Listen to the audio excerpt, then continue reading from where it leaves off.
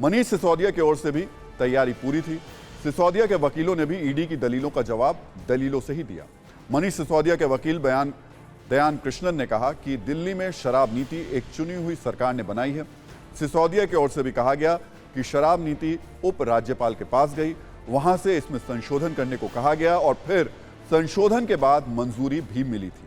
तब अनिल बैजल दिल्ली के एलजी थे। यह भी कहा गया कि ईडी 1 रुपए की जांच नहीं कर पाई। ये कहीं साबित नहीं कर पाया कि विजय नायर की ओर से सिसोदिया को 1 भी रुपया भेजा गया हो।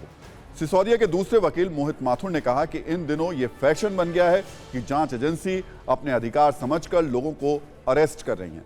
सिसोदिया की तरफ से यह भी कहा गया कि आज बेल पर सुनवाई होनी थी, ईडी ने सम्मन नहीं किया था, लेकिन जैसे ही बेल की अर्जी लगाई गई, ईडी ने बुला लिया और बेल पर सुनवाई से 1 दिन पहले गिरफ्तारी हो गई। कोर्ट में तमाम आरोपों दलीलों पर आम आदमी पार्टी के लीगल सेल के हेड एडवोकेट ऋषि का क्या कहना है, ये भी सुनिए।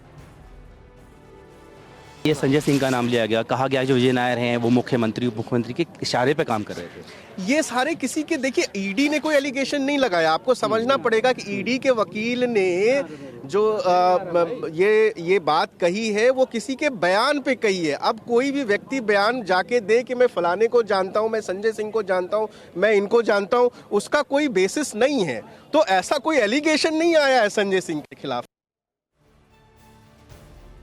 कुल मिलाकर आम आदमी पार्टी के मनीष सिसोदिया पर शराब घोटाले में शिकंजा लगातार कसता जा रहा है। वहीं सत्येंद्र जैन पहले ही मनी लॉन्ड्रिंग के मामले में तिहाड़ जेल में बंद हैं। वैसे मनी लॉन्ड्रिंग का जिक्र हुआ है तो एक बड़ा अपडेट भी आपको दे देते हैं। केंद्र सरकार ने फाइनेंशियल एक्शन टास्क फोर्स यानी FATF के सुझाव पर prevention of money laundering act यानी PMLA में संशोधन किया है और इसका दायरा अब बढ़ा दिया गया है। अब PMLA के तहत राजनीतिक लोगों, NGO, सैन्य अधिकारियों और जजों को भी इसमें शामिल किया गया है।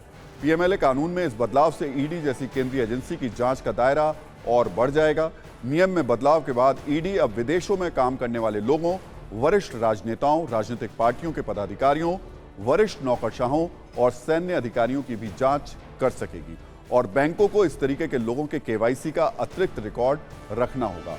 आप इसे ईडी को मिला शक्तिवर्धक बूस्टर भी कह सकते हैं।